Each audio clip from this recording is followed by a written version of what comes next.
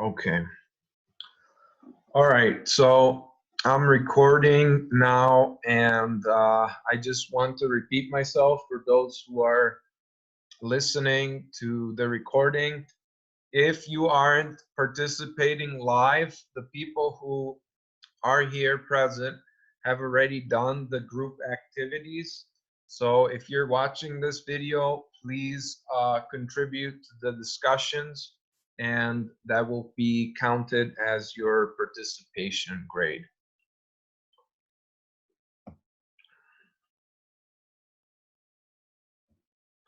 Okay, so let us begin. So welcome to Psych of Religion.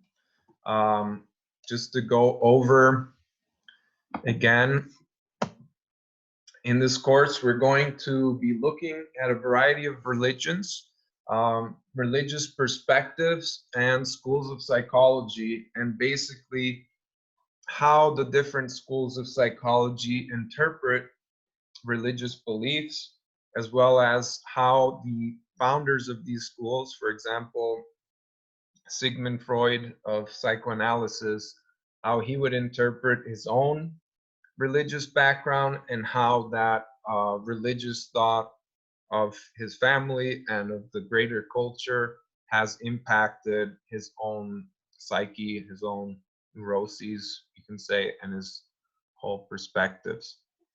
So we will look at the variety of schools of psychology, the classics, so things like the behavioral model, the psychoanalytic model. And the psychoanalytic model, we will look far beyond Freud.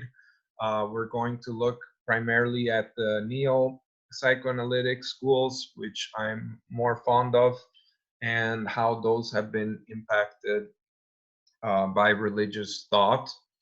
We're also going to keep this course pretty eclectic in the sense of we're going to look at theology and theological perspectives, philosophical perspective, and a little bit of sociology. I mentioned to the people who are already here that this course requires an open mindset and some critical thinking due to the sensitivity of the topic and due to the fact that we will need to step out of our own cultural bubble and cultural perspective. And it requires you to do some research and especially do the readings outside of the class. So for example, the first reading I will be putting is regarding the school of psychology known as psychosynthesis, and that will be quite good for you to see how psychology and spiritual thinking can go hand in hand. So yeah, and for your own cultural growth, I recommend going to visit some of the places of worship, some of the temples here in Prague. There are some amazing churches, even near to UNIP or in that vicinity. There's a couple of very interesting and beautiful synagogues. And I don't know about mosques, and there's some other religious places that are historically relevant. And I will mention them more on e-learning. Okay, so let's begin with the basics. So what does religion mean? And the term basically comes from Latin, religio or religare, to tie or retie or rebond. And in more pragmatic and academic terms, basic terms, it's a set of values, beliefs, and practices that are generally part of transmitted culture, and they vary from different geographical areas and different peoples. Now, this is a bit of a reductionistic idea, because religion, you can think of religion as kind of like a solar a solar system, you can put the sun in the middle, and it has a constellation of planets and different areas of this religion. So we have the areas related to values, the areas related to dogmas, and then some would say we have the core spiritual values that are the center of it. So, and one, what I mean here with geographical areas, cultures, and societies is there's a lot of research in terms of how different societies, for example, agricultural societies in the desert, will have religions that are more generally monotheistic, more rule-based. Societies that are like hunter-gathering societies tend to have more animistic perspectives, or polytheistic religions based on the environments and what is effective. So some of you have said, like, well, religion as also a way of dealing with hardships in life, and this you can think of a good adaptive way of thinking in terms of evolution and in terms of the societies and cultures. There's the religion, so that's religion, and spirituality is a bit different. It lacks the dogmas, but it has a metaphysics. So it's concerned with the spirit or soul or spiritual practices. It's very often connected to altered states, for example, trance states or deep meditative states, which can also very often be part of religion, by the way.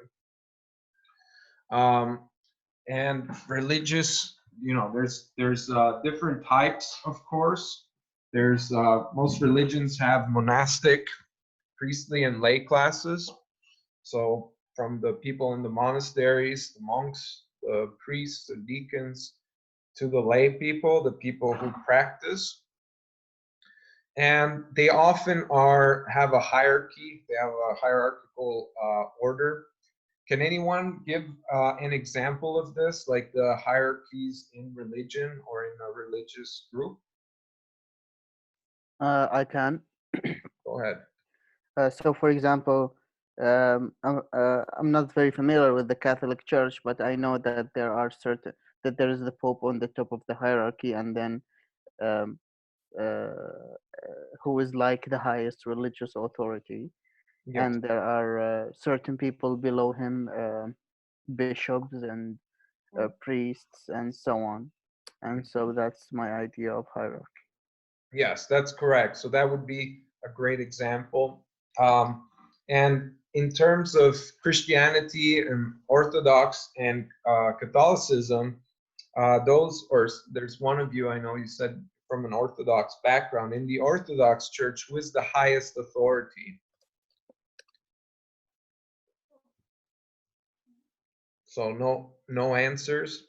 So one of the reasons for the breakups with the Catholic and Orthodox churches was exactly that the Orthodox churches didn't recognize that the Pope could be the highest authority. There would be equality among the bishops, the top bishops. So you had the Bishop of Rome, the Bishop of Constantinople, and they shared the same power, not more, not less.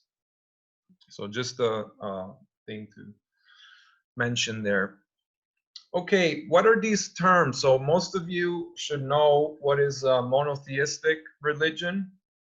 It's a religion that has one God, believes in one God. And this includes, by the way, because a lot of Western thinkers, Western academics make differences sometimes between monic and monotheistic, and I don't agree with that. One is basically there's one God, and one is the unity of one, and I would put them under the same term. But anyways, polytheistic, more gods, many gods. Animistic is related to the idea that all objects or things like trees or even things that aren't alive, have souls. So anima means soul. And agnostic, we know it means not sure whether there is a God, or open-minded, not religious, atheistic, without God, and various philosophical worldviews. So we will also talk about, and you can explore some of the other traditions here. I put on the fringes, so and so, because they have been influential in psychology quite a lot, more than you would expect. So things like the magical tradition, witchcraft. So you can see some of this, some of the terms here, to working with supernatural forces, or altering one's state of consciousness to manipulate the spiritual world, or the world in general, to influence others and or events. And it's associated with rituals, ritualism, altered states, mantras, spells, all sorts of traditions. Now, quite a few people, does anyone have someone in mind in terms of psychologists who was involved with these types of things? Maybe Carl Jung. Yes, so that's somebody who often pops to mind, but you'd be surprised to the extent that Freud was also very interested in these areas, almost to the point of having to choose between atheistic rationalism and kind of this magical, metaphysical worldview, and obviously he chose the first. But there was quite a lot of interest, especially in that time period, and Carl Jung would be a great example. Now, I like to mention this theological note, which I wrote down here, so you can see it. The different thoughts on magic. Some people think of magic as a pre-religious type of worldview, so kind of the magical thinking, which is a little bit less organized than, let's say, like a religious type of thought. And so some people see it as a pre-religious type of practice, whereas others say it comes from religion, but it's a deviation. It's kind of like moving away from the path. And we will talk about the traditionalist point of view versus the modern point of view. So I mentioned here some examples that are very popular in Europe and have been very influential in the West. And I call this the false Kabbalah because it is, for those of you who know anything about Judaism, the Kabbalah is the mystical and magical path, let's say, of the religion, kind of like Sufism is the mystical and esoteric path of Islam. The Kabbalah, the false Kabbalah, was popularized in the 1800s, and it was kind of it was based more on this kind of medieval magic than anything else. It wasn't based on true Jewish traditions. Hermetic magic, based on the supposed ancient texts of Hermes Trismegistus, and I will share some of that stuff. Other Egyptian stuff from the 1800s, which was largely fantasy. And mesmerism, how many of you have heard of this term? Mesmerism, it's a precursor to hypnosis. It was quite popular and had a very big influence on the 1800s thought of metaphysics. And in terms of culture, we have also like the magic of Persia, Catholic kind of offshoots in the Mediterranean, and a lot of syncretistic traditions which started in Latin America and in the Caribbean, that were basically syncretism between African traditional religion and Roman Catholicism. And here are some other newer movements. We'll say a little bit on the fringe. Can I have a question before we go on? Yes. What's the meaning of synchronistic or synchristic? Syncretistic. It means that you're taking two religions or two traditions and merging them. So basically, syncretistic religions like the voodoo traditions in the Caribbean islands, places like Haiti, would be taking this kind of animistic traditions from Africa that slaves brought and mixing them with the Catholic tradition and substituting, for example, let's say some of the Roman Catholic saints with certain spiritual powers. Thank you. Yeah, it's a mix.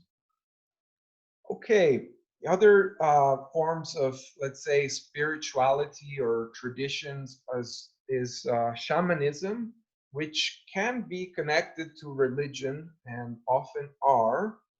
And as I mentioned, they are more acceptable than people like magicians or sorcerers in most of the world religions.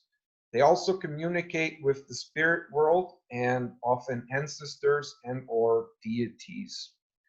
They're well integrated, so very often in terms of phenomena that psychology may call pathological at times, would not be considered as such, like splitting of personality or hearing voices would not be considered as such in these traditions. And this is something for you to think about because in terms of psychology and mainstream clinical psychology, we often are really expounding this materialistic worldview and pathologizing certain conditions, certain states of being that would have been considered maybe a gift in other times. The shamanic tradition is spread out all over the world. We have examples. Here's a very interesting tribe is the Dogon in Mali. And this will be something for you if you're interested in to look into their creation stories, their knowledge of astronomy, and they were using cannabis as the sacred plant for ritual and recreation. We have shamanism, which is found all over the world, and even in the northern hemisphere. It's not just in the southern hemisphere. So is anyone here from Russia or from an area where there is shamanic traditions? No answer. Okay. I mean, I will go on. Yeah, you go on. Sorry. Okay, Ecuador has shamanic traditions in the Amazon. Sure. Yeah. So it's very common. It's like they even use like guinea pigs and like rub them around your body to like get you rid of all your bad energies. And like I forgot the name. Ayahuasca, like psycho altering substances to like connect you to the spirit world, and a lot of like traditional medicine. Yeah, that's a great example. And also is the shaman in Ecuador the same as the curandero? Yes, it's the same person. Okay, yeah, because in some places there's two separate functions. So curandero is the healer for those who are. Yeah. Okay, that's a great example. Somebody else was also mentioning something. I would like to add something. Coming from an Islamic theme or background, Islam actually considers shamanism to be a heretic, or what's the noun from heretic? Heresy. Yeah, it considers it to be a heresy. But nevertheless, there are certain people, Muslims, who claim to have a certain knowledge of the other world or certain meetings with certain dead people, famous figures, or if you have a dead person that they can, for example, speak with that dead person doing certain rituals. It is actually considered a heresy in Islam, but nevertheless, some people claim to possess this power. The other note I would like to put is that mainstream psychology right now uh, maybe proposes this statement: if you talk to God, then there's nothing wrong with that. But if God talks to you, then you have psychosis. That's, yes, agreed. That's a great example. And yes, in terms of, and I would just like to ask this personal, because are you from a Shia background or Sunni? Yeah, Shia background. Yeah, because I was reading that in Shia Islam, it's even more of a taboo to even Hmm. like take things like psychedelic drugs, for example. Yeah, like it's considered haram, or what we call the religious taboo, Yes. to take anything that can alter the state of consciousness. Hmm. Yes.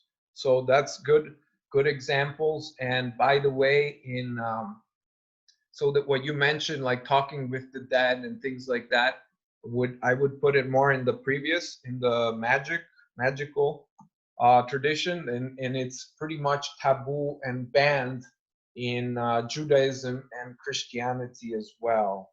It's considered heresy again, yes. So and we find it even though it is banned.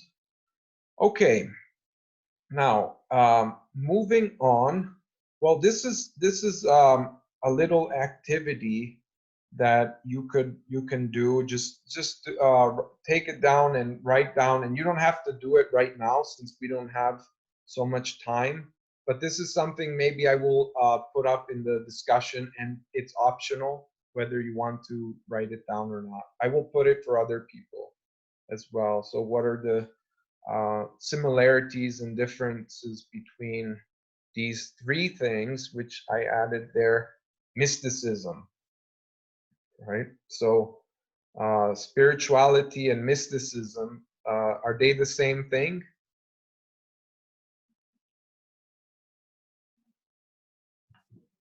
No answer. I think spirituality would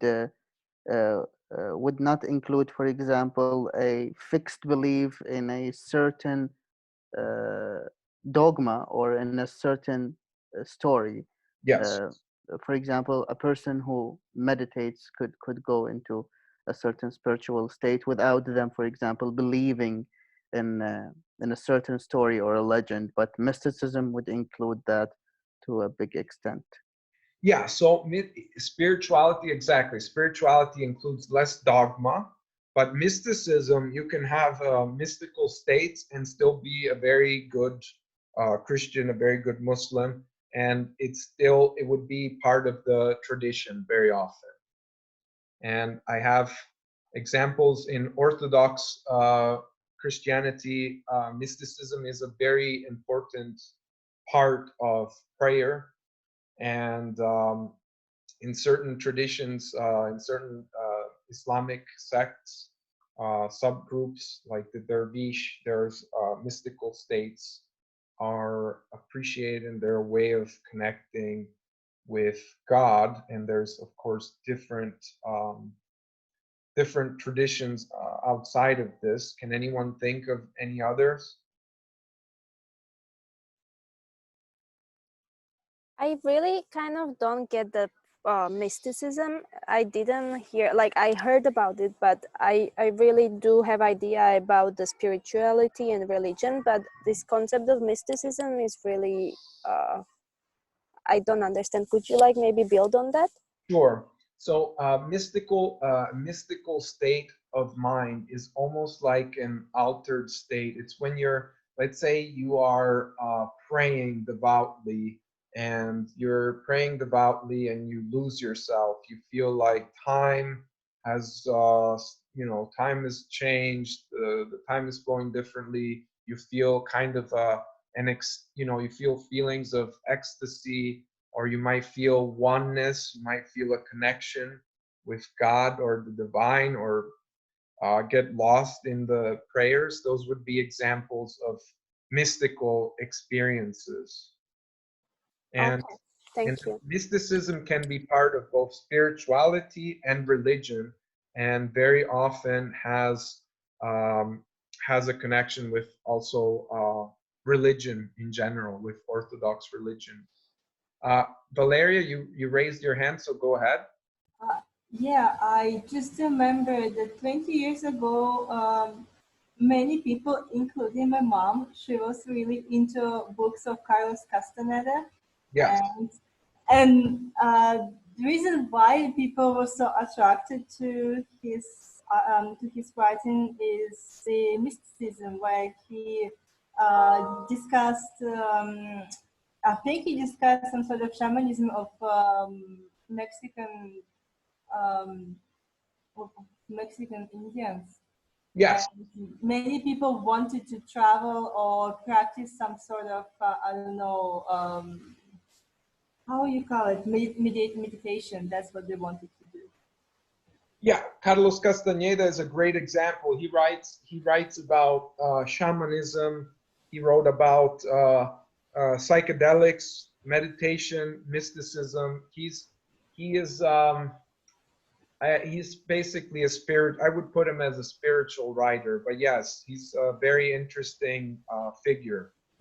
Yeah, and his books are full of narcotics. To be honest, what they do in order to get in specific stage of mind, they ate cactuses, and they drank some sort of alcohol. And I read, I think, his first book, and that's the most memorable part of the book, because he basically described how high he was and what he saw, and what he saw was super bizarre. Well, I mean, I find that he has a very I mean, a lot of his insights are quite good. I don't know if I've read the first book, but I like a lot of the what is the first book, the one where he's basically saying the experiences and sayings of the shaman, or is it something else? Because I read that one where there was like the insights of the woman also who was giving him the peyote and the mushrooms, but they were very deep. It wasn't kind of like, oh, I'm so high. No, I don't know. Maybe we were reading different books. I'm not really sure which one was first, but the first I ever got, it was about him traveling with his mentor. Yeah. And then they visited mentor's friends, and they had some sort of evening meeting where they were eating cactuses. Yeah. And then later he just passed out somewhere and they couldn't find him. So, and then later the mentor took him to his old female friend, and he assumed that that was a beach. And at the end, he found out that he was under some sort of hypnosis or something like that. It was fun to read. Yeah. That's a good example. Okay, and maybe I should put that like as a resource for these examples. All right, whoops. So I want to. Sorry, somebody speaking? Yeah, me, Carolina. I wanted to ask, can be an example of mysticism also when meditation, when monks are meditating and just like they're kind of in other world or something? Yes. Okay. Yes, if you're meditating, you said mantra, like chanting mantras, and you get into an altered state of consciousness, you feel elated, you feel very good. That would be mystic. That would be mystical. Yes.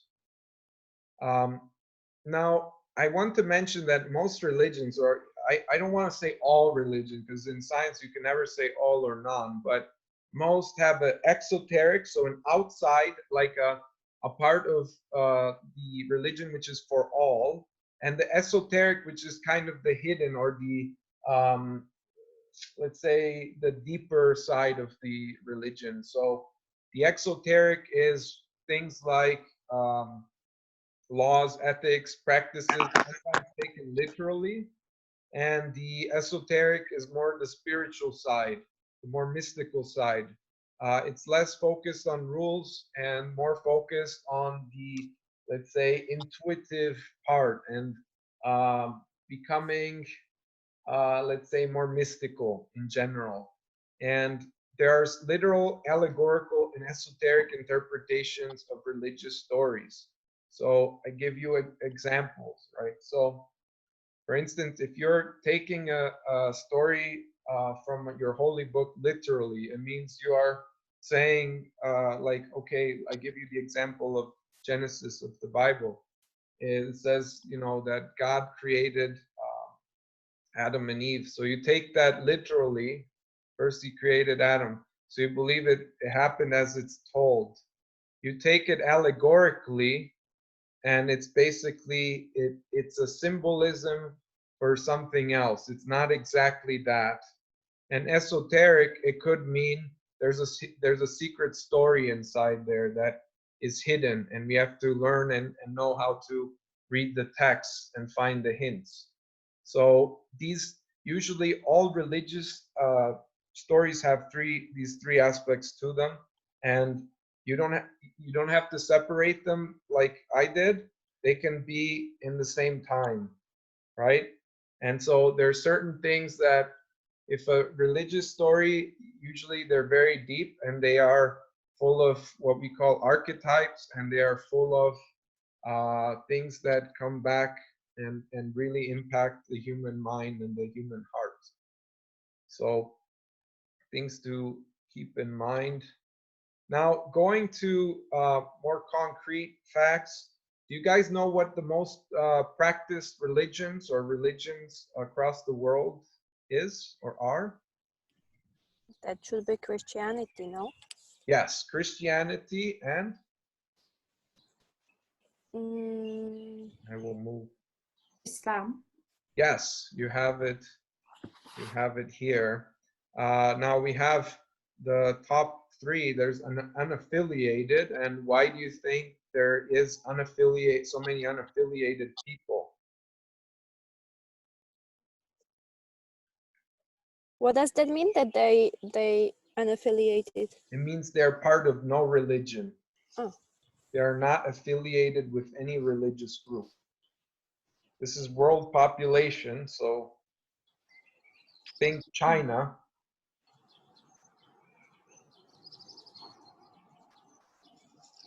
So what I'm getting to is, in places like China, China has a very big chunk of the world population. It's a communist country, so religion is not really encouraged, or you could say that the state religion is communism, or it's the communist perspective and the religion of the state. Well, communists, they don't just prohibit religion; they see religion as a threat to their regime. Since if so many people will follow a specific religion, that means that they won't be so important as they are now. That's why in many communist regimes, religion was prohibited, including the Soviet Union. Yes, that's exactly right, and it is seen as a threat. In China, right now there's certain groups that are being persecuted. The Uyghurs, even the Christians, and what's happening is certain Christian churches, for example, are being told you either preach you either preach communist philosophy or communist religion, and we will give you the text, or we will close you down. And in many communist countries, like North Korea, the Bible or the Quran are all books that are totally banned. So if you have those books, you can go to jail. They are seen as a threat to the powers that be. Now, the fastest growing religions in general are Islam and, again, Christianity somewhat. And it's important to note that among these religions, for example, in Christianity, it's actually the more, let's say, conservative side that is growing more than the liberal side. And in terms of religious nuns, it's again N-O-N-E-S, not N-U-N-S. So you can see the young millennials, the younger generation, are the ones that are most likely to be unaffiliated, and that seems to ring true when I heard from you your personal backgrounds. A lot of you are what we call nuns, right?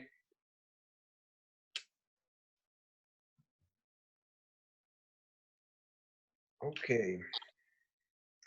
So I'm speeding up here. So let's just go through these monotheistic religions very quickly. Now, these are the three, what are called the three great Abrahamic faiths. And I put them in chronological order. So Judaism, Christianity, and Islam, these are the biggest three, but they are not the only monotheistic traditions of the world. Does anyone have another example?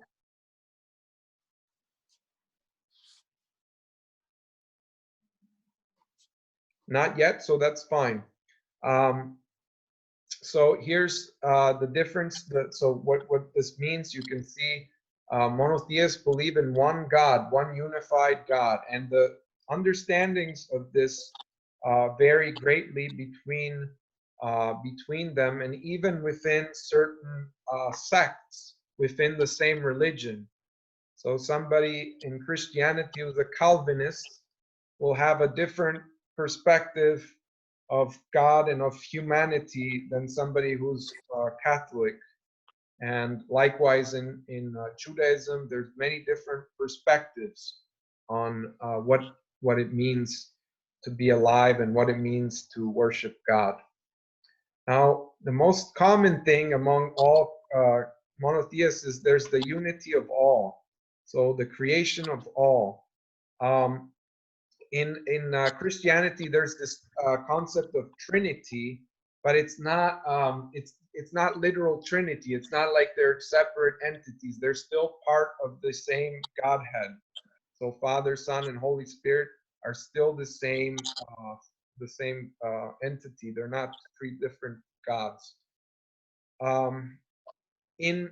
These are some of the names we have. For example, names of God is the appealer, the judge, the endless being, and this is one of the original names of God. Is in Judaism means the one. It's basically a form of to be, but is being in past, being in present, and being in future all at once. If you can wrap your head around that. The bornless one, the Lord, the King of Kings, and many, many more. The all beneficent and all these names.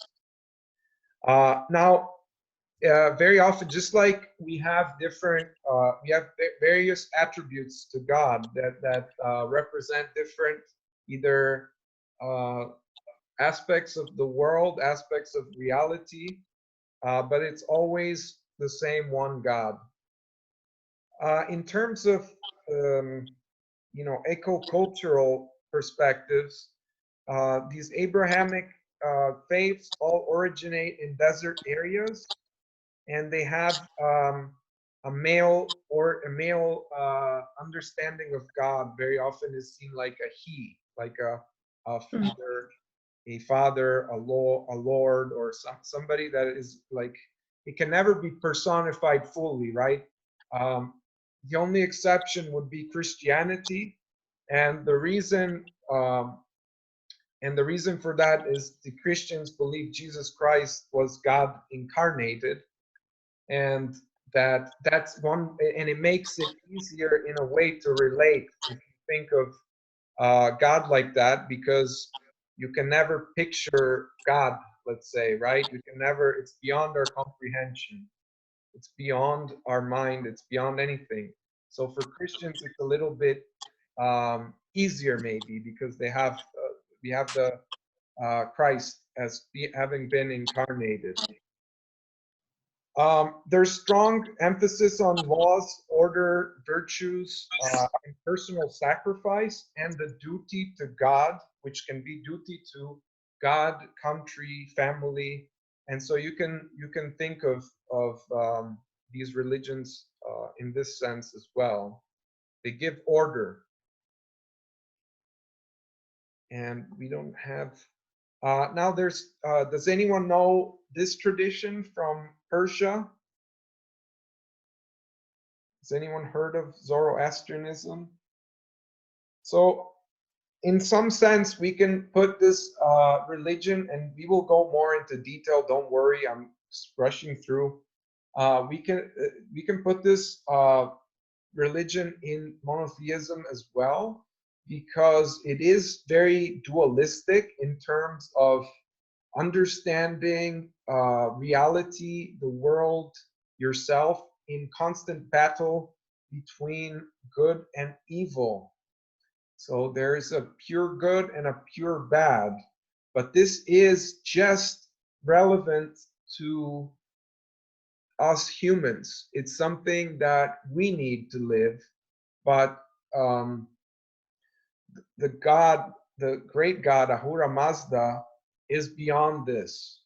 So this is a way of for us to understand, and the battle in Zoroastrianism is within our minds. It's constantly happening, whether we align ourselves with the good or with the bad. And we will speak more about the deeper sides, the traditions and rituals with Zoroastrianism, but later on, not in this class. There's others. The monotheisms include Sikhism, the tradition from India, which is also very Unitarian in terms of understanding that God is one and we are all in this creation, and it's like everything is happening is basically a product of God. The cosmos, everything is dependent on God, and there's various. They have one major holy book that we will look more into. The first monotheism that we know of actually came from Egypt, and there's a book by Sigmund Freud, of all people, called Moses and Monotheism, and basically it was Akhenaten who started. He basically created this heretical, according to the Egyptians, tradition of sun worship and worshiping Aton, the sun, as the only God, rather than the previous, polytheistic view where every force of nature is personified. So this is something interesting and something that we will look in deeper depth as well in terms of psychoanalysis and religion. Sorry, a question before we go on. Yes. So Akhenaten or Akhenaten, he worshipped the sun as the only God, one God.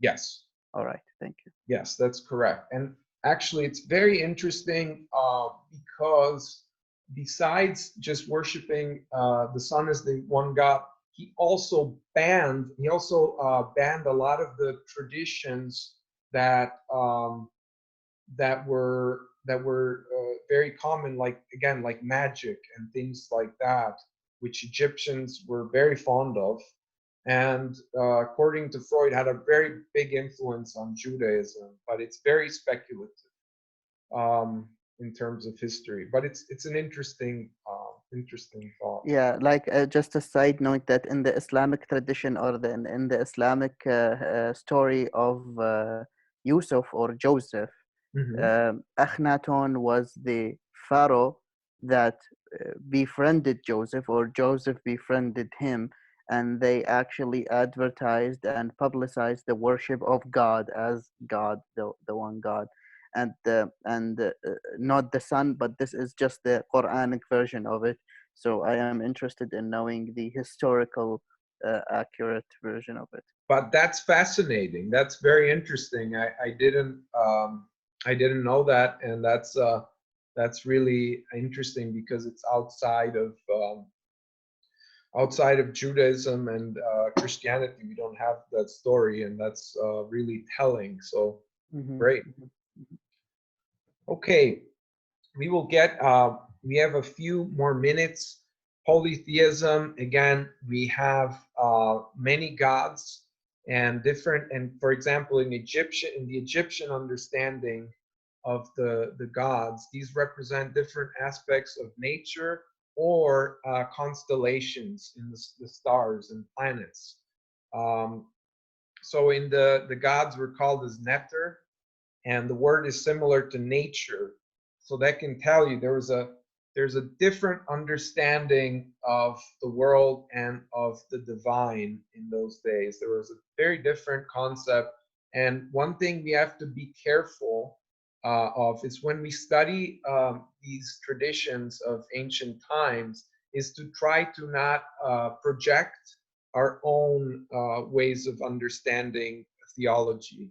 So very often we have the history of these deities and traditions coming from Christian perspectives, and it's not the same way of looking at the world. So just be aware of that. And modern polytheism, we have examples in India. There's, of course, other examples all over the world. But the biggest, I would say, polytheistic tradition today is Hinduism. And I would like this video, I will share so we don't have to look at it here together. So we're about to end, and I would just like to ask if you have any questions.